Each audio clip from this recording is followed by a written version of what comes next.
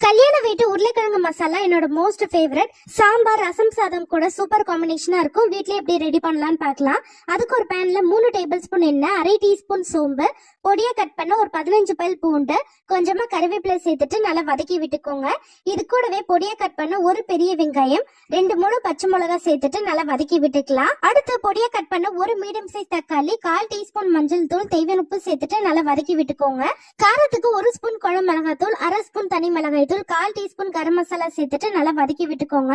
இப்ப நல்லா எண்ணெய் பிரிஞ்சு வருது. இந்த ஸ்டேஜ்ல 1 கப் அளவு தண்ணி, 1/4 கப் பச்சை பட்டாணி சேர்த்துக்கலாம். இது ஆப்ஷனல் தான். இப்ப தண்ணி நல்லா கொதிச்சு வருது. இந்த ஸ்டேஜ்ல 1/4 கிலோ உருளைக்கிழங்கு 50% வேக வச்சுட்டு கொஞ்சம் பெரிய பீசஸா கட் பண்ணி இது கூட சேர்த்துக்கோங்க.